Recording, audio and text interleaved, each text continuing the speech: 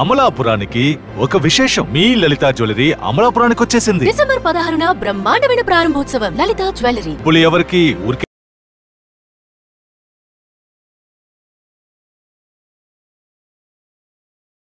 Hero Prabhas fans తో మీకేంటి వైరం అసలు? ఏం లేదు, నేను లాస్ట్ ఇయర్ ఉగాది జాతకం చెప్పేటప్పుడు ఆదిపురుషు డిజాస్టర్ అవుతుందని చెప్పిన ఒక ఇంటర్వ్యూలో. రెండోది ఏంటంటే ప్రభాస్కు అతిపెద్ద ప్రమాదం పొంచి ఉంది త్వరలో అని చెప్పిన.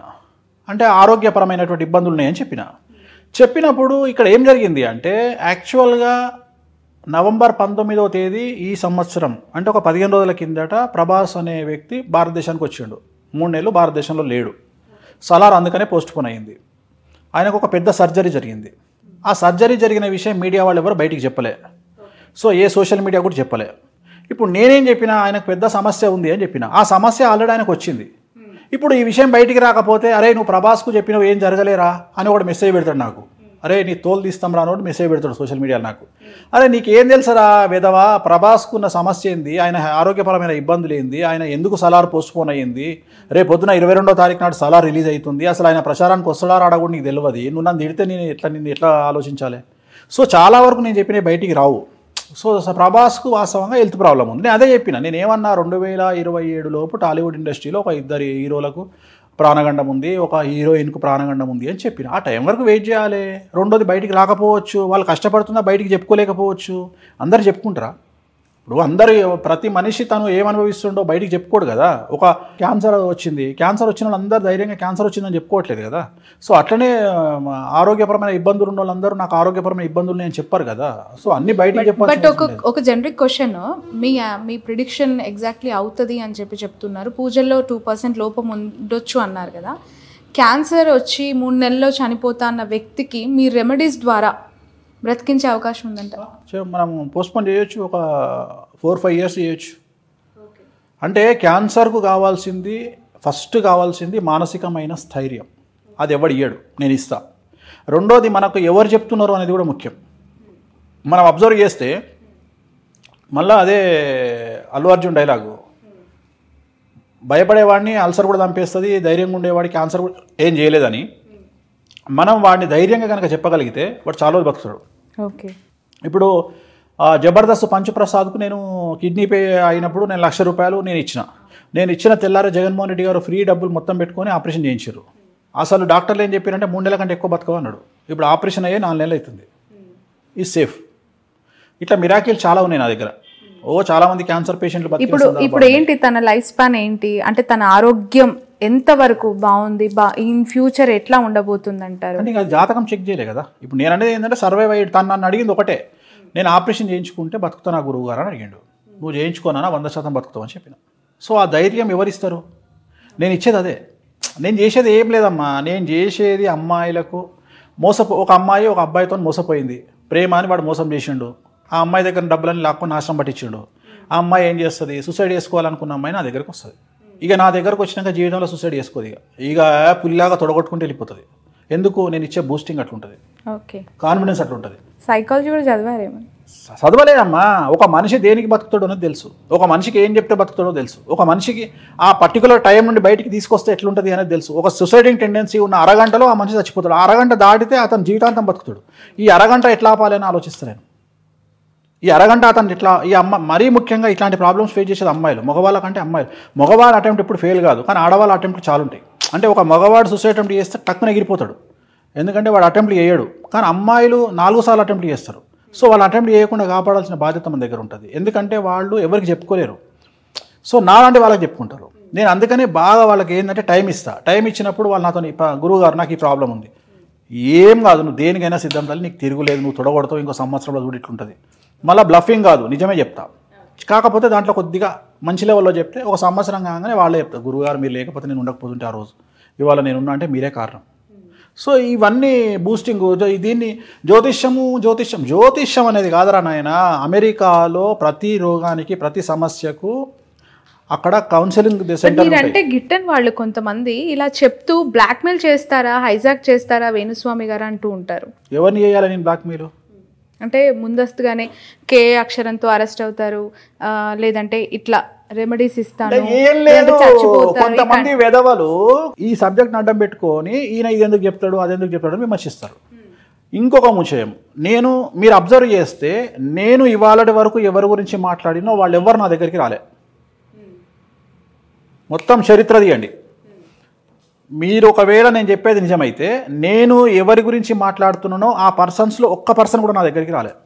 ఇవాళ జగన్మోహన్ రెడ్డి సీఎం అయ్యాడని నేను చెప్తే నేను జగన్ మన నాకు చుట్టమా, లేకపోతే నేను పోయి ఏమైనా టీటీడీ మెంబర్ తీసుకున్నానా, లేకపోతే జగన్మోహన్ రెడ్డి నాకు 10 కోట్లు ఇచ్చిండా? కానీ నేను వేరే పార్టీలతో డబ్బులు తింటున్నాను కదా. జగన్మోహన్ రెడ్డి నాకు ఏమైనా ఇచ్చిండా? నేను ఇవాళ 1% 3% ఓటు బ్యాంక్ని కన్వర్ట్ చేయగలిగిన స్టేజ్లో నేనున్నా. ఒక మాట నేను చెప్తే పలానా వాళ్ళు గెలుస్తారు అంటే అట్లా టర్న్ అవుతుంది. కానీ నేను ఇవాళ వరకు నేను ఎవరినేం అడగలే.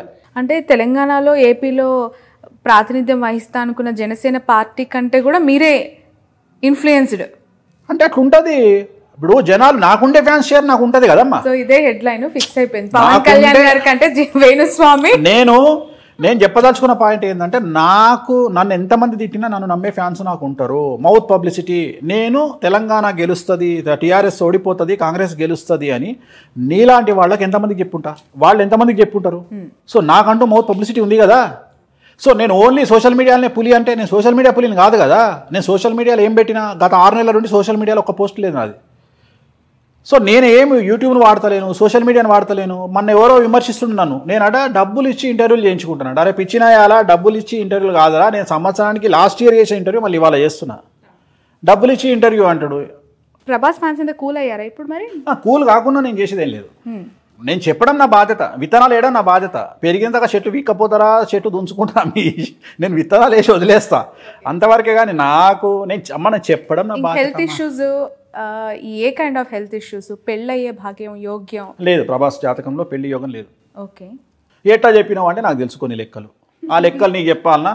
కళత్ర యోగం ఉంది, ద్వికళత్ర యోగం ఉంది, త్రికళత్ర యోగం ఉంది. నీకు ఏమర్థమైందిరా నాయన? ఏం అర్థం కాదు. అందుకని వేణుస్వామి చెప్పేది సింపుల్గా ఉంటుంది. తెలంగాణ స్లాంగ్లో లటక్కున వెళ్ళిపోతుంది, పటకన పట్టుకో, కథం అయిపోయింది. అంతేగాని ప్రభాస్కు పెళ్లి చేసుకునే ఉద్దేశం లేదు. ఓకే, ఆయనకు లేదు. ఇప్పుడు ఎట్లా తెలుస్తుంది నీకు? తెలుసు నాకు. ఆయనకు సంబంధించిన మనుషులు కూడా నా దగ్గరికి వస్తారు కదా, జాతకాల గురించి వస్తారు కదా. ఆయన బాగుకోరే వాళ్ళు ఆయన చుట్టూ ఉంటారు కదా. వాళ్ళు వచ్చి నన్ను అడుగుతారు కదా, గురుగారు ఏం చేద్దామని అడుగుతారు కదా. ఇప్పుడు పవన్ కళ్యాణ్ గురించి ఎంతోమంది నన్ను అడుగుతారు, పవన్ కళ్యాణ్ గారికి గురుగారు పూజలు చేద్దామా, మీరే చేయించండి, సీఎం అయ్యే భాగ్యం ఉందా, సీఎం కాకుండా మినిస్టర్ అనే భాగ్యం ఉందా అంటే నేనేమంటా అంటే ఆ యోగం మీరు ఆయనతో మాట్లాడి ఆయన కూర్చోబెట్టండి, నేను పూజ చేస్తా అంట. ఆయన కూర్చోకుండా నేను చెయ్యను అంట. నేను చేసే పూజలలో వాళ్ళు కూర్చుంటే ఫలిస్తాయి. నేను ఆయన కూర్చోకుండా నేను చెయ్యను. నాకెందుకు అవసరం? నేను చెయ్య. రేపు పొద్దున నేను చేసినాక ఆయన కాకపోతే. జగన్మోహన్ రెడ్డి గారి గురించి పూజ చేయించిన పరిస్థితులు, ఆ సందర్భంలో జగన్మోహన్ రెడ్డి గారు ప్రత్యక్షంగా పాల్గొనలేదు, కానీ ఆయన సీఎం అయ్యారు. ఎట్లా? ఆయన ఒకసారి కూర్చొని వెళ్ళారు. ప్రారంభం చేసింది ఆయనే. ఓకే, సంకల్పం చెప్పుకొని పోయారు. అది 8 వారాలు చేసినాం. ఒక్కసారి చేసింది కాదు, అది 8 వారాలు చేసినాం. ఆయన సంకల్పం చేసుకొని వెళ్ళిపోయిన తర్వాత చేసినాం. రైట్. టాలీవుడ్ నుంచి మరో సెన్సేషనల్ హీరో అల్లు అర్జున్ గురించి మాట్లాడుకోవాలి.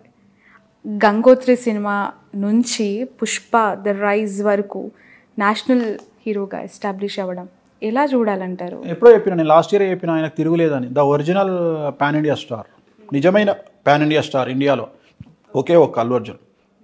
ఆయన జాతకం తిరుగులేదు ఇంకా 15 ఏళ్ళు. ఓకే, ప్రతి సినిమా సక్సెస్ అంటారా? Guarantee, minimum. తిరుగులేదు ఆయనకు. And one more hero Ram Charan గారికి సంబంధించి రీసెంట్గా ఆయనకి పాప పుట్టింది, క్లింకారా అనే పేరుతో.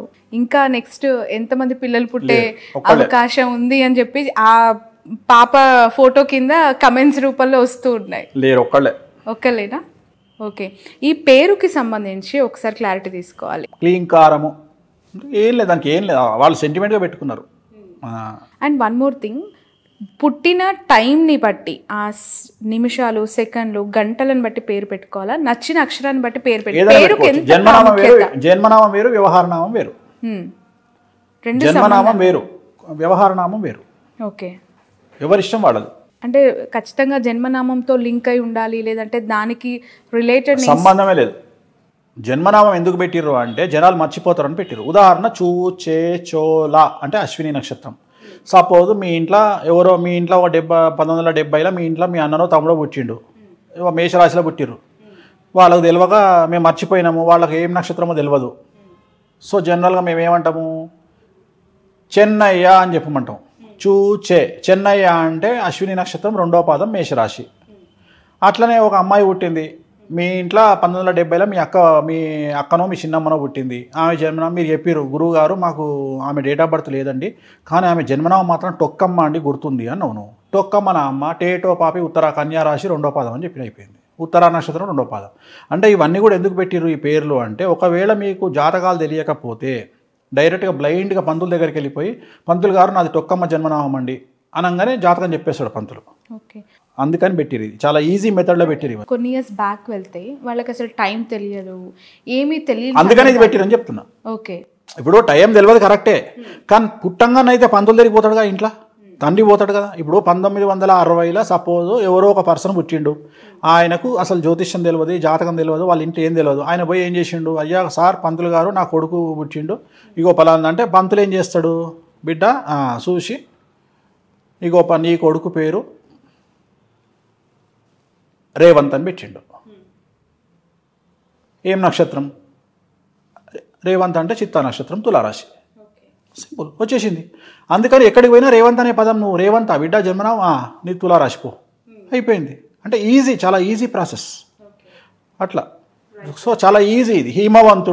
హిమవంతుడు అంటే పుష్యమి నక్షత్రమా పో, కర్కాటక రాశి పుష్యమి నక్షత్రం. సో ప్రతి నక్షత్రానికి ప్రతి రాశికి ఈ బ్లైండ్గా గుర్తుంచుకోవడానికి పేర్లు, అందుకని చాలా ఈజీ యాక్సెస్లో ఇవి పెట్టిరు. అది అయిపోయిన తర్వాత ఇప్పుడు తెలంగాణ ప్రాసెస్ ఏంది, తెలంగాణలో ఎప్పుడు మనకు జాతకాలు పేపర్ల మీద రాసి ఎవరు రాయరు. ఇక్కడ ఏంది పరిస్థితి అంటే సంక్రాంతి అయినాక 3 రోజులు పుట్టిన బిడ్డ 1987 గోజల ఇంటికి వస్తున్నాయి, అయిపోయింది. అంటే 1987లో సంక్రాంతి అయినాక 3 రోజులకు సంక్రాంతి 14 తారీఖు 17 తారీఖు పుట్టినావు, గోజలు ఇంటికి వస్తున్నాయి అంటే సాయంత్రం 6 గంటలకు పుట్టినావు నువ్వు. ఎందుకు 6 గంటలకు బర్రెలన్నీ ఇంటికి వస్తాయి, అయిపోయింది. నీ జాతకం ఆ టైంతో సహా వచ్చేసింది కదా, సింపుల్. అదే ఆంధ్రాలో అయితే పేపర్ మీద రాసి పెడతారు, చాలా తేడా ఉంటుంది. ఇప్పుడు ఉదాహరణ ఆంధ్ర తీసుకుంటే అక్షరాభ్యాసానికి ఇంపార్టెన్స్ ఎక్కువ, ఎందుకంటే అక్షరాభ్యాసం అనేది పెళ్లితో సమానంగా చేస్తారు. ముహూర్తం చూసి సరస్వతి టెంపుల్కి వచ్చి బాసరాకు వచ్చి. తెలంగాణ అట్లా కాదు. తెలంగాణలో పోయినావా ఫస్ట్ వాడు బాసరా అది చేయకముందే వీడు పోతాడు, మంచిగా క్వార్టర్ వేసుకుంటాడు, బీర్ తాగుతాడు, ఎంజాయ్ చేస్తాడు, ఒక టూర్ లెక్క అయిపోతే వెళ్ళిపోతారు. అంటే ఒక్కొక్క ఆచారం వ్యవహారం ఒక్కొక్క సాంప్రదాయం బట్టి ఉంటుంది. బట్ ఇక్కడ 1 more క్వశ్చన్ నేను అడుగుతాను గురూజీ. పెళ్ళిళ్ళ విషయంలో ముహూర్త బలము దేనికి ఎంత ప్రయారిటీ ఇవ్వాలి? జీలకర్ర బెల్లం పెట్టేదానికా, తాళి కట్టేదానికా? జీలకర్ర బెల్లంకే ఇవ్వాలి. అవునా? ప్రామాణికం శాస్త్రం కూడా జీలకర్ర బెల్లమే చెప్తుంది. ఎందుకంటే అప్పుడే కదా చూసుకునేది, ఇద్దరు చూసుకునేది అప్పుడే. జీలకర్ర బెల్లమే దాని తర్వాత నీకు మిగతా విషయాలు వస్తాయి. మొహం చూసుకునే సందర్భం చాలా ముఖ్యమైన సందర్భం. అంటే ముహూర్తంలో చూసుకోవాలి, అంతకుముందు చూసుకోవచ్చు 1,00,000 సార్లు, అది వేరే విషయం. అది రెస్టారెంట్లో చూసుకోవచ్చు, హోటల్లో చూసుకోవచ్చు, ఎక్కడైనా చూసుకోవచ్చు. కానీ పెళ్లి పీటల మీద చూసుకునే ముఖం చూసుకునేది ముఖ్యమైన విషయం. ఓకే. అండ్ మన తెలంగాణ సైడు అంటే ఇక్కడ ఎక్కువగా డేలో మ్యారేజెస్ జరుగుతూ ఉంటాయి, డే ముహూర్తాలకు ప్రయారిటీ ఎక్కువగా ఉంటుంది ఇక్కడ పరిస్థితులను బట్టి. బట్ ఏపీ విషయానికి వస్తే రాత్రుల్లో ఎక్కువగా ముహూర్తాలు పెడుతూ ఉంటారు.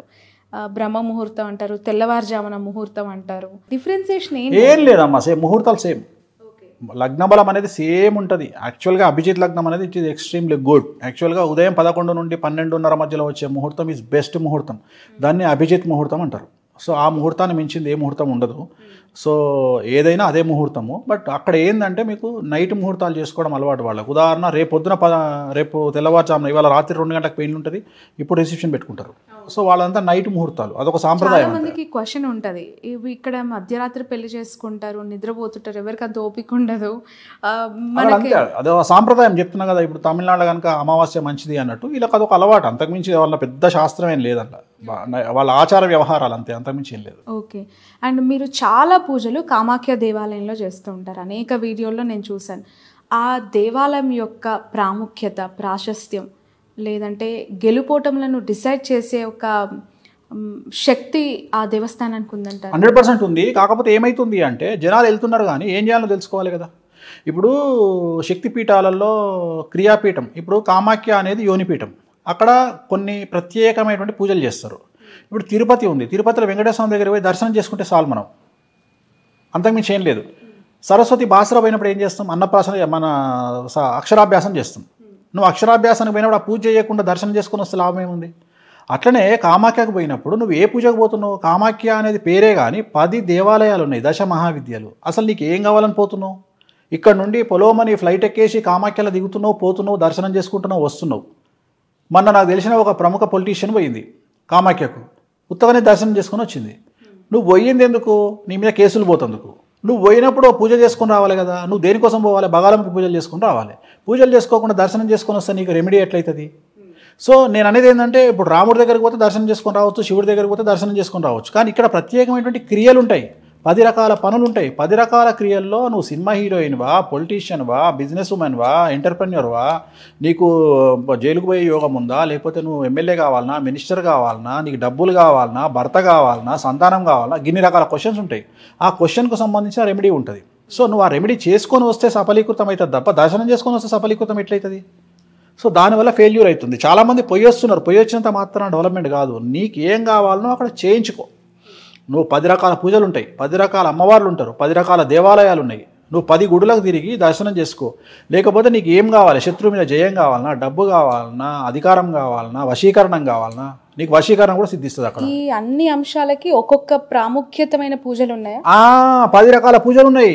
ఇది తెలియకుండా నువ్వు పోయి ఉత్తగా దండం పెట్టుకొని వస్తే ఎట్లా? ఇప్పుడు ఈ మధ్య కాలంలో ముఖ్యమంత్రి రాజశ్యామల యాగం అని చేస్తూ ఉంటారు, లేదంటే ఇప్పుడు అది